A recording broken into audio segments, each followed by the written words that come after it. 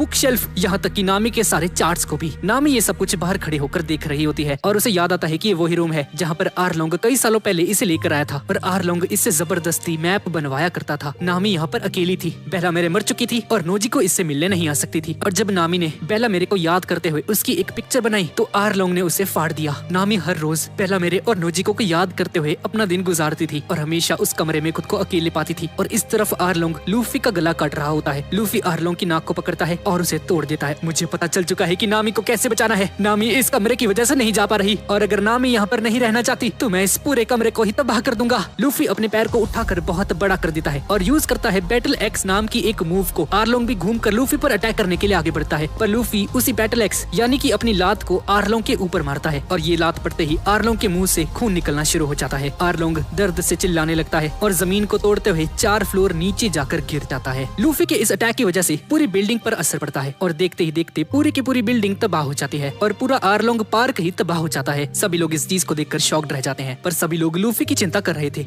Luffy, सभी लोग सोच रहे होते हैं कि इस लड़ाई में कौन जीता और क्या लूफी जिंदा है। सूरज की रोशनी पड़ती है आर्लोंग पार्क के ऊपर और हम देखते हैं कि लूफी जिंदा है, जिसे देखकर जॉनी और युसाकू बेचारे ये रोने लग जाते हैं खुशी के मारे। सभी लोग बहुत ज्यादा खुश हो जाते हैं और लूफी चिल्लाकर कहता है, नामी तुम मेरी दोस्त हो। ये बात सुनकर नामी इमोशनल हो जाती है। जोरो, उसोप, सांजी सभी लोग बहुत खुश थे और गाँव वाले तो नाचना शुरू कर देते हैं। ये सभी लोग लूफी को पकड़ते हैं और इसे हवा में उछालना शुरू कर देते हैं और फाइनली कोकोयाशी विलेज और ये पूरा का पूरा आइलैंड आर्लोंग के राज से आजाद हो जाता है। नामी लूफी के पास आती है और उसे उसकी टोपी लौटा देती है पर तभी वही चूहे जैसा दिखने वाला नेवी कमांडर यहाँ पर आ जाता है। मैंने तुम्हारी सारी फाइट देखी, मुझे नहीं लगता था कि आर्लोंग कभी हारेगा, पर अब क्योंकि आर्लोंग हार चुका है तो उसकी सारी संपत्ति मेरे नाम है। पर जोरो इसकी बकवास सुनकर अपना आपा खो देता है और इसे गले से पकड़कर इसे धो देता है। नामी भी इसके पास आती है और अपना बदला भी पूरा करती है। इस बंदे ने नोजिको को गोली से मारा था जैसा कि हमने पिछले पार्ट में देखा था और बेला मेरे की बगीचों को भी खराब किया और नामी इस पर एक डंडे से हमला कर देती है। फाइनली सभी लोग खुश हो जाते हैं और गेंसान मन ही मन सोच रहे होते हैं, तो आखिरकार हमें कुछ पायरेट्स नहीं बचाया। जो कुछ भी इस आइलैंड पर हुआ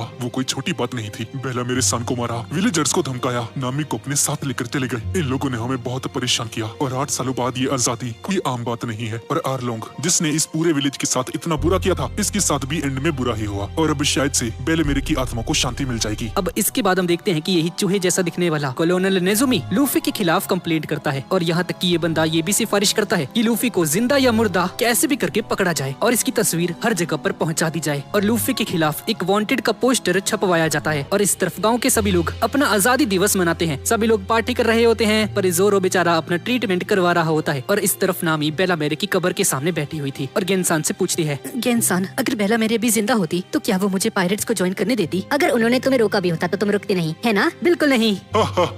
तुम लोग सही में बेला मेरे की ही बेटियां हो, मुझे तुम पर गर्व है नामी। पूरा आइलैंड जश्न मना रहा होता है। अब थोड़ी देर बाद रात हो जाती है और गेंसान बेला मेरे की कब्र के पास आते हैं। तुम्हारी बेटियां बड़ी हो चुकी हैं और उन्हें देखकर तो मुझे ऐसा लगता है जैसे मैं तुम्हें ही देख रहा हूँ। लूफी भी वहाँ से गुजर रहा होता है। ये किसी की कब्र है क्या?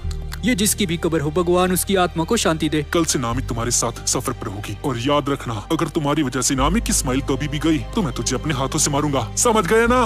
हाँ समझ गया सर। नामी अपने कमरे में होती है और इसने जितना भी सामान लूटा होता है ये सारा सामान ये गाँव वालों के लिए छोड़कर जाने लगती है और पीछे मुड़कर देखती है कि बेला मेरे यहाँ पर बैठी हुई थी। मुझे 8 साल लग गए पर फाइनली हम लोग अब आजाद हैं और मैं सोच रही हूँ कि इस आइलैंड को छोड़कर चली जाऊँ। चिंता मत कीजिए, सब कुछ अच्छा रहेगा। मैं जिनके साथ जाने वाली हूँ वो बहुत अच्छे इंसान है। मैं अपने सपने पूरे करने जा रही हूँ मॉम। मैं पूरी दुनिया ट्रैवल करूंगी अपने दोस्तों के साथ। मुझे नहीं पता कि मैं कब वापस आऊंगी। और तभी बेला मेरे यहाँ से गायब हो जाती है और ये सब कुछ नामी की बस एक इमेजिनेशन होती है। नामी बाहर जाने लगती है और तभी उसे ऐसा लगता है जैसे किसी ने इसे अभी धक्का दिया पर पीछे मुड़कर देखती है कि वहाँ पर कोई नहीं होता है। अगले दिन ये सभी लोग शिप को तैयार करने लगते हैं यहाँ से जाने के लिए। जॉनी और युसाको को भी ये सभी लोग बाय बाय कर देते हैं और तभी नामी यहाँ पर आ जाती है और बोलती है, शिप को चालू करो। नामी किसी को भी बिना कुछ कहे यहाँ से जाना चाहती थी। शिप के ऊपर जाकर खड़ी हो जाती है और अपने कपड़े ऊपर करती है। भाई आंखें बंद करो अपनी, ये क्या हो रहा है? और हम देखते हैं कि बहुत सारे लोगों के वॉलेट्स गिर रहे होते हैं जिसका मतलब है कि जाते जाते ये नामी सभी विलेजर्स का बटुआ मारकर जा रही है। सभी लोग इस बात पर बहुत ज्यादा गुस्सा कर रहे होते हैं और नामी इन सभी को गुड बाय कहती है। गेंसान नामी को देखकर कहते हैं, लूफी अपना वादा भूलना मत, समझे? हाँ गेंसान मैं जानता हूँ। और ये सभी लोग अपने नए सफर पर निकल जाते हैं और इसी के साथ आर्लोंग पार्क यहीं पर खत्म हो जाता है। और अब इसके बाद हम लोग लॉकडाउन आर्क में जाने वाले हैं। ये वही जगह है जहाँ पर पायरेट किंग गोल्डी रॉजर ने अपनी आखिरी सांसें ली थी अपने एग्जीक्यूशन से पहले। और हम लोग बहुत सारे पुराने विलन्स को भी देखने वाले हैं जो कि हमने इस सीरीज के पहले पार्ट में देखे थे और एक ऐसे कैरेक्टर को भी देखने वाले हैं जो कि वन पीस के यूनिवर्स में एक मिस्ट्री है। अब इसके बाद हम लोग देखते हैं कि नामी न्यूज़पेपर पढ़ रही होती है और तभी उस न्यूज़पेपर के अंदर से एक पैम्पलेट निकलता है और उसे देखकर सभी लोग चौंक जाते हैं। हैं। इसके बाद हम एक नेवी हेडक्वार्टर को देखते हैं जहाँ पर ढेर सारे नेवी के ऑफिसर्स बैठे हुए थे। यहाँ पर लूफी की ही बात हो रही होती है कि कैसे उसने ईस्ट ब्लू के बहुत सारे खतरनाक विलेंस को हरा दिया, जिसमें मौजूद है आर्लोंग, डॉन क्रीक और कैप्टन बग्गी। और इसी के साथ साथ उसने नेवी ब्रांच के कैप्टन एक्स हैंड मॉर्गन को भी हरा दिया, और डॉन क्रीक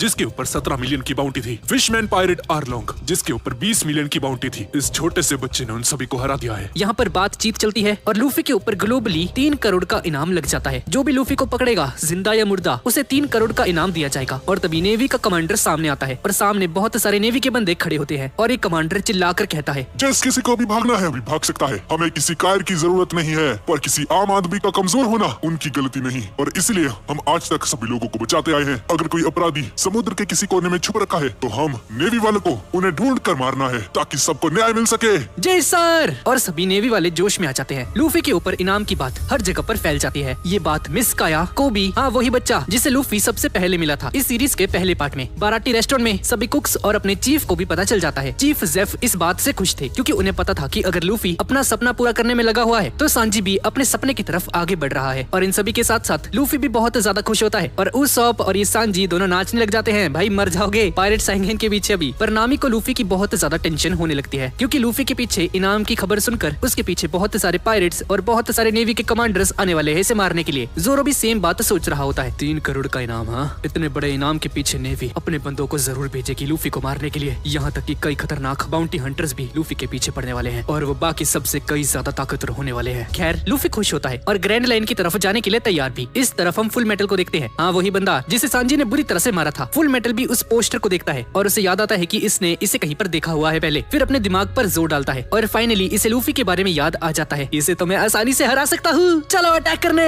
और अपने सभी चेलों को यहाँ पर बुलाता है। हाँ जी सर चलिए अटैक करने चलते हैं। पर कहाँ पे जाना है सर ये तो बताइए।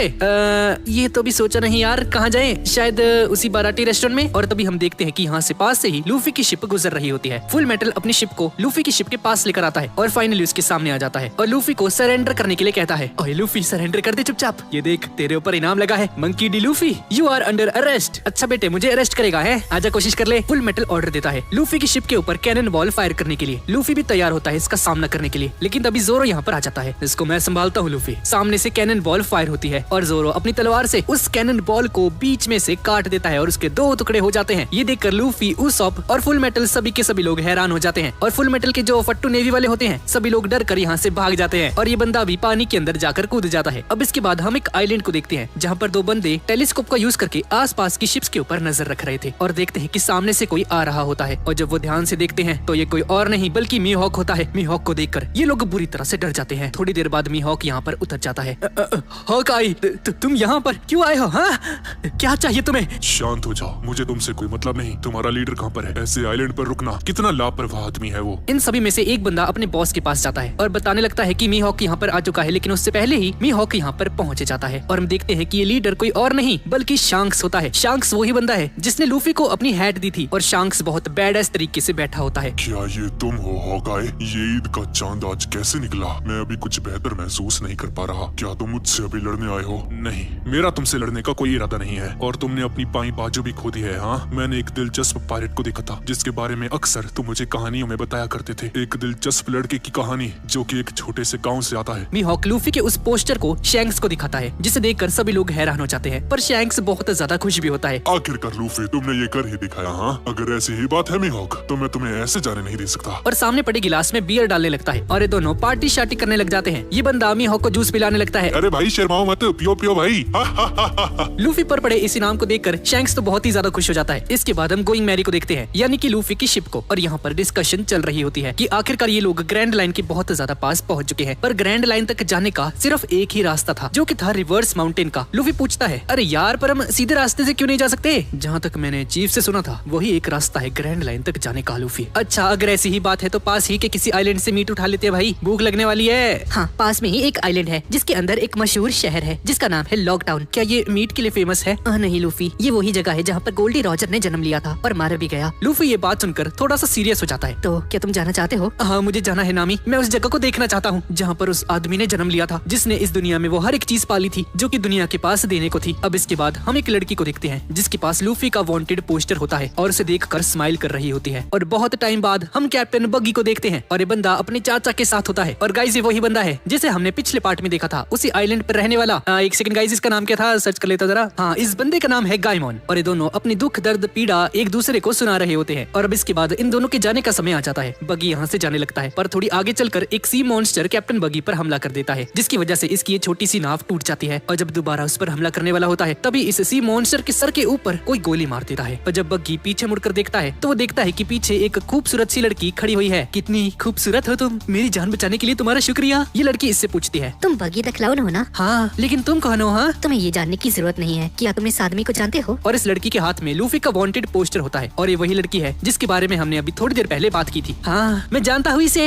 मुझे तो इससे अपना बदला लेना है। और लूफी को मारने के लिए ये दोनों हाथ मिला लेते हैं और हम इसकी बोट को देखते हैं जो कि दिल शेप में होती है। अब इसके बाद ये दोनों एक आइलैंड पर पहुंच जाते हैं जहाँ पर कैप्टन बग्गी अपने दोस्तों को देखता है, मोजी और काबाजी को, और इन दोनों की हालत बहुत ज्यादा खराब होती है। कैप्टन बग्गी इन दोनों से पूछता है, मोजी, काबाजी, तुम्हारी ये हालत किसने की? हाँ, और ये दोनों बताते हैं कि यहाँ पर रहने वाली एक ट्राइब ने इनकी ऐसी हालत कर दी है और इन सभी ने बाकी सबको भी पकड़ा हुआ है। और यहाँ पर बग्गी के बाकी सारे बॉडी पार्ट्स भी होते हैं। जैसा कि हम लोग जानते हैं ये बंदा अपने बॉडी पार्ट्स को अलग कर सकता है क्योंकि इसने एक डेविल फ्रूट खा लिया था। और बग्गी अपने सारे के सारे बॉडी पार्ट्स को वापस बुलाता है और वापस से बड़ा बन जाता है। बग्गी को देखकर बाकी सभी पायरेट्स को भी बहुत ज्यादा कॉन्फिडेंस आ जाता है और उस ट्राइब के सभी लोगों को मार देते हैं। और अब कैप्टन बग्गी के साथ वापस से उसकी पूरी टीम जुड़ चुकी है और अब इसके साथ ही लड़की भी है। और इस तरफ हम जोरो को देखते हैं। मुझे सामने एक आइलैंड दिख रहा है। हाँ, यही है लॉकडाउन। अच्छा, तो यही वो आइलैंड है हाँ, जहाँ गोल्डी रॉजर ने जन्म लिया। अब थोड़ी देर बाद ये लोग लॉकडाउन में पहुंच जाते हैं। उसॉप अपने लिए एक गुलेल खरीदने वाला है, सांजी खाने पीने का सामान, जोरो अपने लिए नई तलवारें और नामी अपने लिए नए कपड़े। लेकिन अपना लूफी गोल्डी रॉजर के एग्जीक्यूशन पॉइंट को देखना चाहता है, वही जगह जहाँ पर उसे मारा गया। और लूफी पूरी एक्साइटमेंट के साथ एग्जीक्यूशन पॉइंट ढूंढने लगता है। और इस तरफ हम लॉकडाउन के नेवी हेडक्वार्टर्स को देखते हैं जहाँ पर एक बंदा भागते भागते आता है। कैप्टन स्मोकर, हेडक्वार्टर से एक मैसेज आया है। उन्हें पता चला है कि मंकी डी लूफी यहाँ पर आने वाला है और ये लूफी कोई आम पायरेट नहीं है, उसके ऊपर 3 करोड़ का इनाम है। 3 करोड़? हाँ, ये तो काबिले तारीफ है, लगता है उसे पकड़ना ही होगा। कैप्टन स्मोकर तैयार हो जाता है लूफी को पकड़ने के लिए। और इस तरफ जोरो कुछ तलवारें खरीदना चाहता था पर सारी बहुत ज्यादा महंगी थी। और जोरो पीछे देखता है कि कुछ लोग खड़े हुए हैं और हम एक लड़की को देखते हैं और इसे 2 खतरनाक लोग परेशान कर रहे होते हैं। ठीक है, मैं तुमसे लड़ने के लिए तैयार हूँ। जोरो भी ये सब कुछ देख रहा होता है और जैसे ये दोनों उस पर हमला करते हैं तो ये लड़की अपनी तलवार निकालती है और 2 सेकंड्स में इनकी बैंड बजा देती है। ये देखकर जोरो हैरान हो जाता है, लेकिन फाइट के दौरान इस लड़की का चश्मा गिर जाता है। जोरो इस चश्मे को उठाकर इस लड़की को देता है, पर जो उसने देखा उसकी वजह से वो बहुत ज्यादा शॉक हो जाता है। इस लड़की की शक्ल बिल्कुल क्वीना जैसी थी। क्वीना यानी कि वही लड़की जिसके साथ जोरो ने बचपन में वादा किया था कि वो दुनिया का सबसे स्ट्रॉन्गेस्ट स्पोर्ट्समैन बन के दिखाएगा। शॉक की वजह से जोरो इस लड़की का चश्मा तोड़ देता है। और इस तरफ हम लूफी को देखते हैं जो कि भूला भटका पता नहीं कहाँ कहाँ पर जा रहा था। सामने एक बोर्ड पर लिखा होता है बार गोल्ड रॉजर, लेकिन लूफी पढ़ता है सिर्फ गोल्डी रॉजर और लूफी उस बार के अंदर जाने लगता है। यहाँ पर एक आदमी बैठा हुआ था जो कि इस बार का ओनर होता है। लूफी इससे पूछता है, आप यहाँ पर काम करते हो क्या? ये जगह तो जैसे बच्चों के लिए नहीं, चला जाए यहाँ से।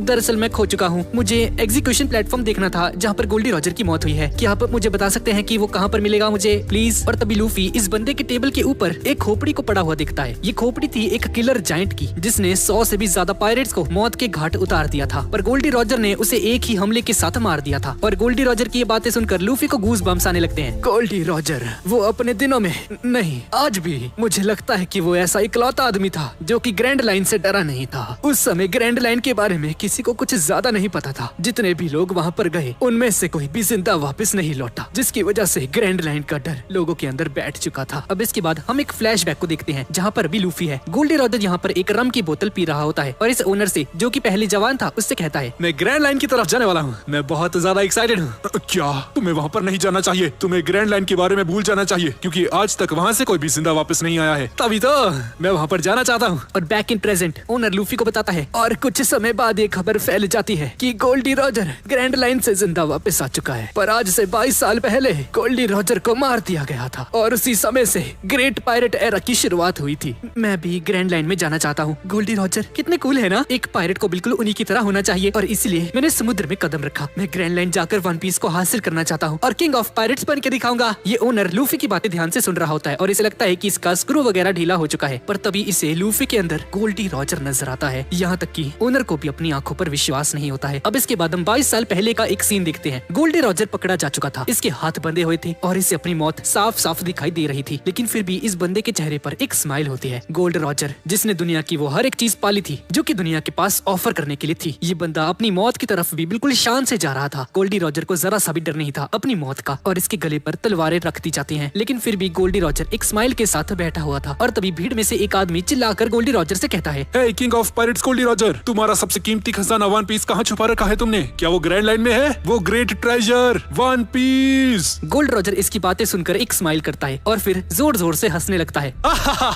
मेरा खजाना, हाँ, अगर तुम्हें चाहिए तो तुम रख सकते हो, ढूंढ लो उसे। मैंने दुनिया की हर एक चीज उसमें रखी हुई है जो कि दुनिया के पास देने के लिए थी। और तभी गोल्डी रॉजर को मार दिया जाता है। इसकी छाती के अंदर 2 तलवारें घुसा दी जाती हैं, पर अपनी मौत के दौरान भी इस बंदे के चेहरे पर एक स्माइल होती है। इसके बाद हम वापस से प्रेजेंट में आ जाते हैं और लूफी उसी जगह पर पहुंच जाता है जहां पर गोल्डी रॉजर की मौत हुई थी। लूफी उस टावर के ऊपर चढ़ने की कोशिश करता है, पर तभी कैप्टन स्मोकर यहाँ पर आ जाता है और लूफी को बुलाता है। क्या चाहिए भाई तुम्हें? देखता नहीं तो मैं कितना बिजी हूँ मैं अभी। तू वही है ना जिस पर पूरे ईस्ट ब्लू में सबसे ज्यादा बड़ा इनाम लगा है? हाँ, मैं लूफी हूँ। तुम्हें चाहिए क्या कुछ? मेरा नाम है कैप्टन स्मोकर और मैं यहाँ की नेवी का कैप्टन हूँ। मैं इस लॉकडाउन का इंचार्ज हूँ और मैं अभी इसी वक्त तुम्हें हिरासत में लेता हूँ। और इस सीरीज का तीसरा पार्ट यहीं पर खत्म हो जाता है। तो गाइज यही थी आज की वीडियो। तो गाइज वीडियो कैसी लगी नीचे कमेंट्स में मुझे जरूर बताना। और गाइज बोरुतो एनिमे सीरीज की इतनी ज्यादा डिमांड की वजह से उसका अगला पार्ट भी बहुत ही जल्द आने वाला है। और गाइज आपको वन पीस एनिमे सीरीज पसंद आ रही है और आपको इसका अगला पार्ट चाहिए तो प्लीज नीचे कमेंट में मुझे जरूर बताना। और इस वीडियो का लाइक टारगेट रखते हैं 15 के लाइक्स। और गाइज अगर आपने अभी तक चैनल को सब्सक्राइब नहीं किया है तो प्लीज कर देना। तो ठीक है गाइज, और मिलते हैं अगली वीडियो में।